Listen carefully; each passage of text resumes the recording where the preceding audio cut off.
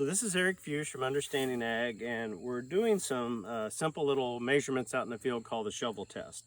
So I want to go over a couple little things. First of all, to look at the difference between aggregations and the way warm season and cool season work in regards to how they build soil aggregation, or that cottage cheese look to actually build soil. So one of the things, we've had a lot of rain out here, and we've had some people come by, and our neighbors have tilled about 4 different times on their soils, and we got an inch of rain the other day, and everybody come by and said, "Oh my gosh, how much rain you got? There's water standing everywhere."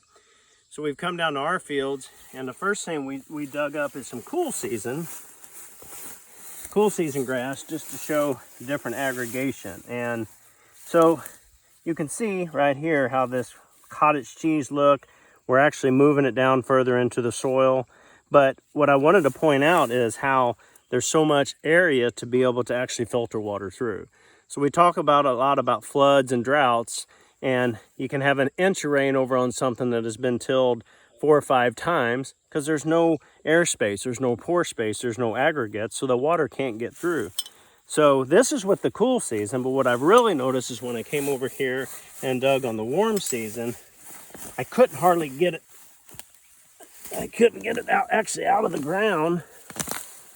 And you see the big difference in the way the roots of the warm season create aggregation. So it's a huge difference right here. And the roots of this is actually eastern gamma grass, and the aggregates go down much, much farther. They're much, much wider and much, much more pore space. So the biggest thing I wanted to point out on this is we create our own droughts and floods. So when I get an inch of rain on this, and you can see this has been rested about 6 or 7 months, lots of growth.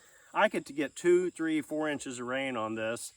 It's not going anywhere. Not only is it not moving anywhere because I've got so much ground cover here to stop it, but then because of the way the pore space is built, the way the aggregates are built, the plants that I've got growing that are actually creating all that environment, I'm going to keep all that rain and actually take all that rain in. So we've had instances of 3 or 4, 5 inches of rain in 6 or 7 hour period.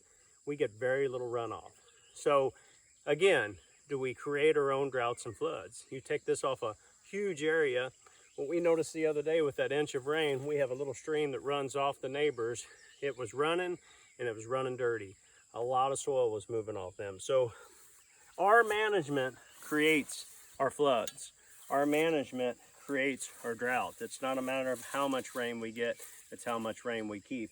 And I just want to give you 2 little examples of different warm season and cool season that shows that firsthand. So Eric Fuchs from Understanding Ag, thanks for your time.